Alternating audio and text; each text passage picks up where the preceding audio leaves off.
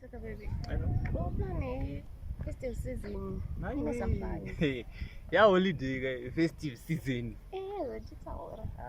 Everything is under control. Ndozvandokwanisa kungokuudza chete zvakarongeka mwanasikana. Era ndikuudze zvandakakurongera. Like ma-outings techitomatanga musi 23 wangu ina handisi kukuvhara. Ndikuudze chokwadi.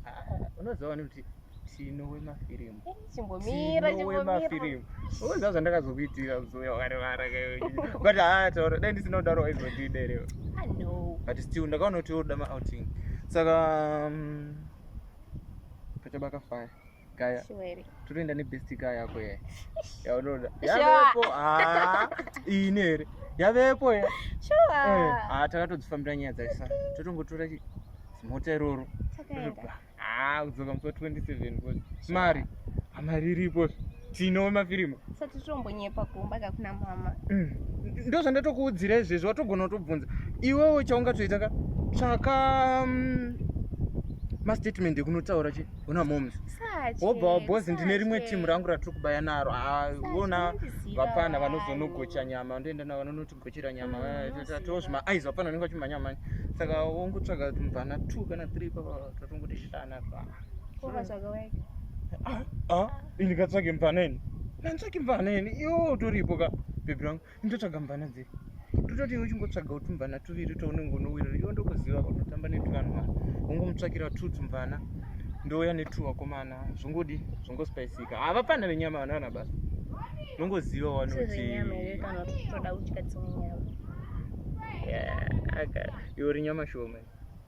Plus isitiri nyama 1 kandienda kutozvidya ka. Ndikuona ere. Iwa siri hero. Ndambokuudza auteereri. Asi atondifonera akatondidza kuti yapinda ka. Wafoni goti yapinda but anga achitoti yapinda. Vura maziso ona. Sauti anyepa. Iwo muna wanzonyepa kana yapinda zvotooneka sha. Yapinda ari kuite. Yapinda. Apa ndazorohwa. Napa ndarohwa. Inini. Mama yatorohwa mama sorry mukadzi ngona mama wamira mamza yembokuruka ruka vaya enda noti vakuruke ndozovabhadhara.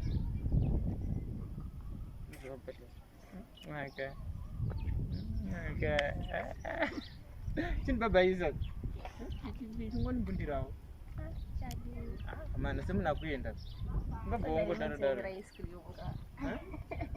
ndokutengera ndosingokutengerawo ipapo. Unoona chii zvimwe zvinhu zvezvichiitika ka.